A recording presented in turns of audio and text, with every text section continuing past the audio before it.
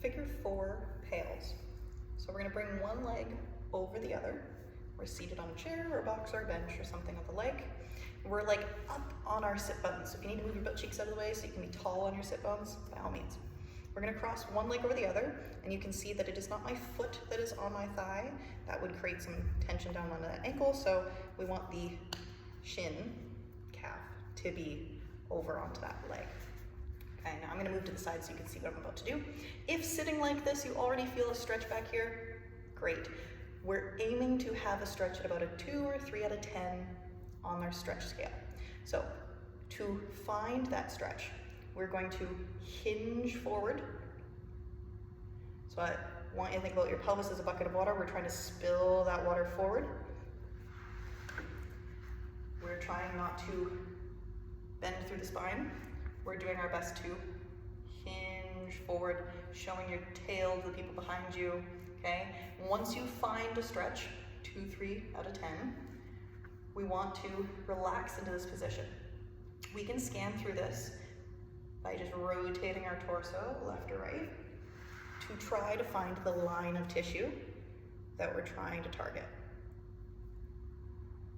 Ooh, so for me, kind of rotating a little bit to the side, getting really deep in that tissue, and that's what we're aiming for, is generally depth. Okay? Once we find that stretch, we're gonna hang out here. We're gonna try to relax through this leg, especially for about 2 minutes. We're gonna do relaxed breathing, nice and deep into the abdominals. Trying to melt into the stretch and allowing that tissue to lengthen. Once 2 minutes has passed, or the stretch has dissipated to, let's say 0, 1, maybe a 2 if we were at a 2 or 3. Once the stretch has dissipated, we do not want to chase that stretch further. We do not want to sink further into it. We just want to remain where we are and allow that stretch to dissipate. Okay, about 2 minutes. Then we're going to do our PAIL.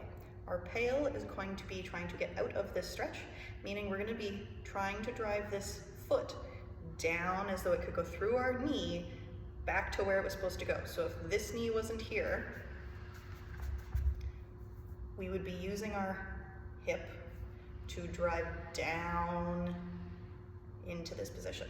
So there's almost a little bit of rotation there too, right? So it's not just driving down, we're driving down and to the side, okay?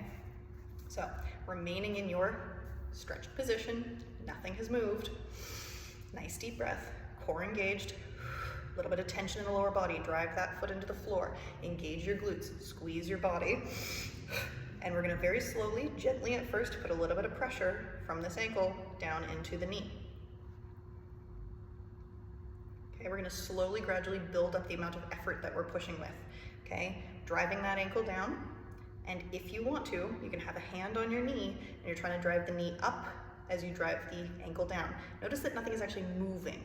This is a feeling that we're having, it's an isometric, meaning we're not actually going to move anywhere. So we're loading all this connective tissue. We're gonna build ourselves up to our greatest and safest effort, and we'll be here for about 10 seconds. So your greatest effort being really high effort, will be here for 10 seconds, shorter duration. You might have been told by me to spend longer here, meaning we'll probably do less effort, maybe 30%, 40% of your maximum effort. The lower your effort is, the longer the duration can be, okay?